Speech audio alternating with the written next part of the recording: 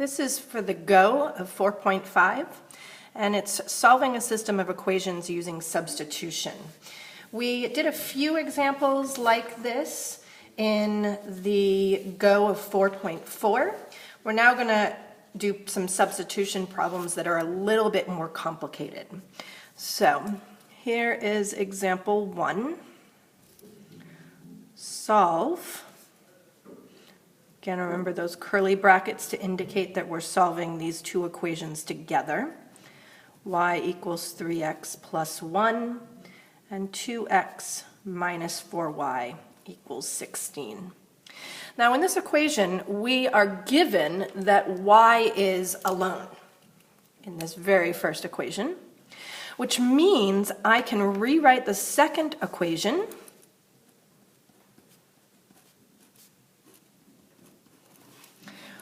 plugging in, substituting what I know y equals from the first.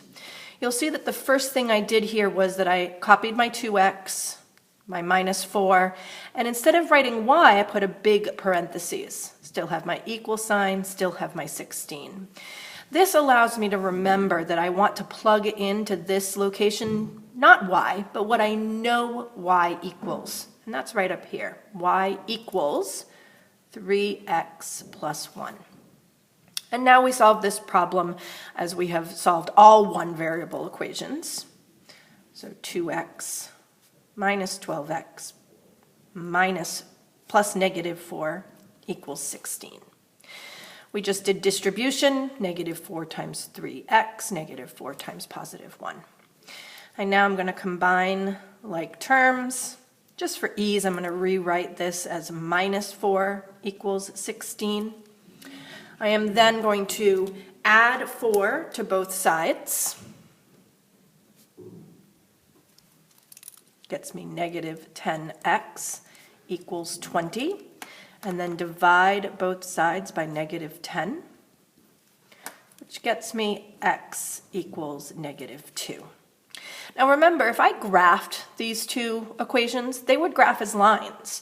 So I'm looking at two lines, and they're asking when they say solve this, what is the point of intersection? Where do these two lines meet? So I have part of that point, but remember a point has a y and an x. So now I need to find my y.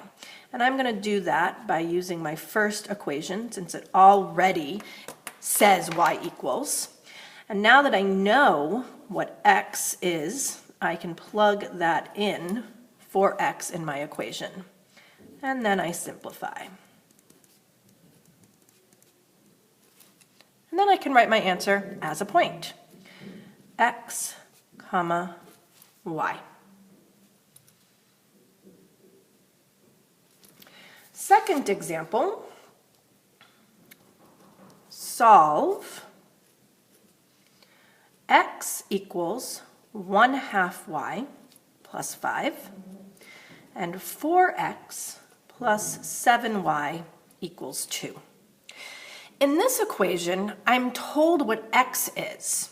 It doesn't matter what I'm told. I could be told what y is, I could be told what x is, but given that this x is alone, that makes plugging in, substituting what I know x to be in for x in the second equation. So again, I'm going to start exactly the way I did on the first one. I have my 4. I know I'm replacing my x, so I put a big parentheses. Plus 7y equals 2. Again, the 7y stayed the same, equals, and 2 stayed the same. And now I'm going to substitute. I'm going to put in what I know x to be for the x.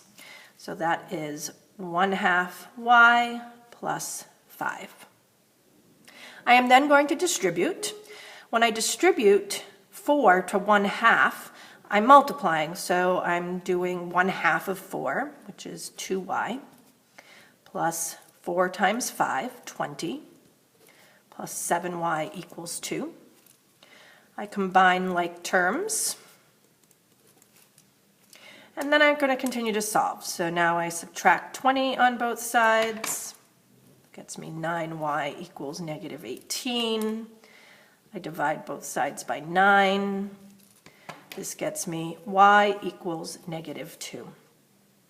And just like in the first example, now that I know what y is, I also need to know what x is. Remember, graphing these would give us two lines. These two lines intersect in a point has an x and a y value. So I take my first equation, since that equation already has x alone, and now I can plug in the y we just found. And 1/2 of -2 is -1.